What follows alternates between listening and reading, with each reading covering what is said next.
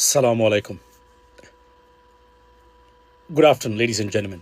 Because Bangladesh এখন সম্ভবত 2 PM এই জন্য আফটারনুন বললাম। আমার এই ভিডিওটা শুধুমাত্র মাননীয় প্রধানমন্ত্রী জনাব তারেক রহমান এবং স্বরাষ্ট্রমন্ত্রীর উদ্দেশ্যে দেওয়া। সেটা কি? সেটা হলো যে আমার পিছনে যেটা দেখতে পাচ্ছেন, এটা একটা পুশ ইন অ্যাটেম্পটস, যে এই জায়গাতে অর্থাৎ এখন নোম্যান্স ল্যান্ডে এই যারা আছেন এই অসহায় মানুষ যারা আটকে আছেন, না ভারতে যেতে পারতেছেন ফিরে, না বাংলাদেশে তারা ঢুকতে পারতেছেন।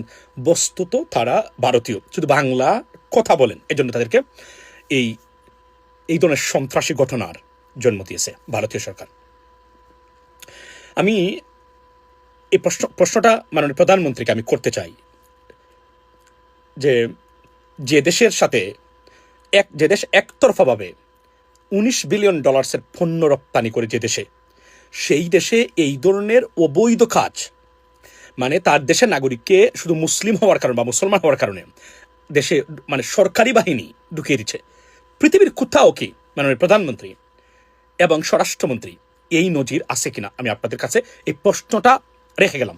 মানে এটা আমি করতে চাই, মানে পৃথিবীর কোথাও এমন এই ধরনের ডিসকাস্টিং এবং শকিং অ্যাটেম্পট বা মানে ঘটনা ঘটে কিনা, বা কোথায় ঘটেছে, এই প্রশ্নের উত্তরটা আমি জানতে চাই।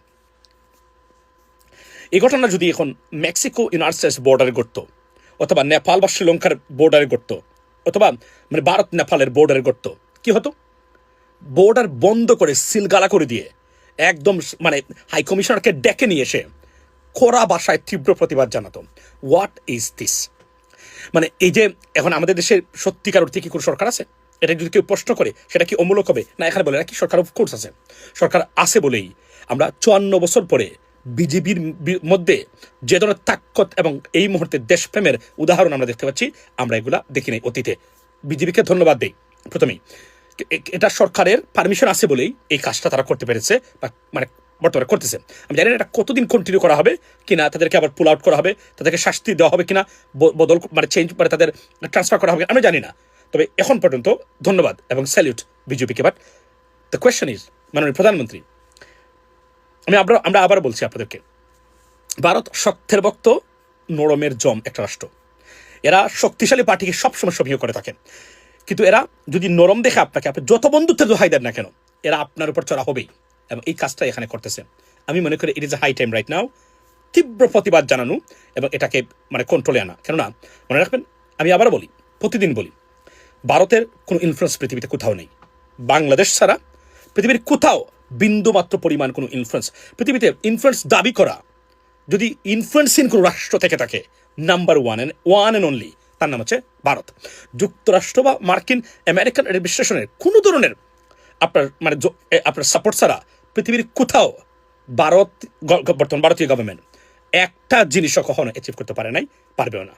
ডিজাস্টারিয়াস ডিপ্লোমেসি চলছে তাদের সেই জায়গাতে। এই জন্য আমি প্রধানমন্ত্রী আপনার দৃষ্টি আকর্ষণ করি যে আমি শুধু জানতে চাই পৃথিবীর কোথাও এটা সম্ভব কিনা, কেন ভারত এই দুঃসাহস দেখায়, কি কারণে, এটাকে হতি রেখে তার পাল্টা ব্যবস্থা নেওয়া দরকার।